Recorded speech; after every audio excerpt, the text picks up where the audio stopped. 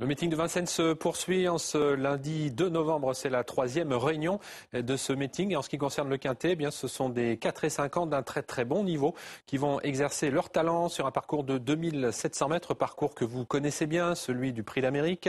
On part tout au fond du bois, on passe devant les tribunes, le tournant de la plaine, la célèbre montée, le tournant final et la courte ligne droite de Vincennes. 16 concurrents ont fait acte de candidature dans cette compétition. Nous le disions, des trotteurs de 4 et 5 ans qui sont juste en dessous des meilleurs. Une course très belle, mais qui reste également très difficile à déchiffrer. Faire une impasse relevant de quelque chose qui est très difficile. Voici quelques indications pour éventuellement effectuer une sélection avec le numéro 7, Bayakeno, qui est une chic jument qui progresse à chacune de ses sorties, qui forme un couple extrêmement redoutable avec Éric Raffin, qui est en forme, ce qui n'est pas le cas de tous ses adversaires, et qui, lors de ses 4 derniers essais sur ce parcours des 2700 mètres de la grande piste, s'est classée deuxième. On lui souhaite bien sûr de briser la glace. Elle peut gagner une course comme celle-ci car sa limite actuelle est inconnue et puis elle est désormais beaucoup plus sûre en compétition. On lui opposera un sujet classique, le numéro 13, Bolero Love. N'oublions pas qu'en mai dernier, il a quand même terminé 3e du critérium des 4 ans de Burt Parker. Il a eu un petit peu le contre-coup de cette performance, mais sa dernière course à Vincennes est annonciatrice d'une prochaine très belle performance. En tout cas, il semble retrouver de très très bonnes sensations. Franck Nivard le découvrait l'autre jour. Il lui est de nouveau associé. Il devrait bien faire, bien entendu.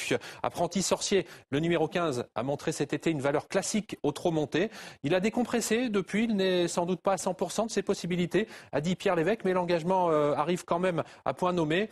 On le défère dit postérieur, il ne l'a été qu'une seule fois, donc il faut quand même s'en méfier car c'est un sujet de classe, même au trot attelé. Attention également à Alson de Guèze, le numéro 10, il avait montré de la qualité l'hiver dernier à Vincennes. Jean-Michel Bazir, après quelques courses de rentrée, dit qu'il approche de son meilleur niveau, il est prêt à faire feu visiblement.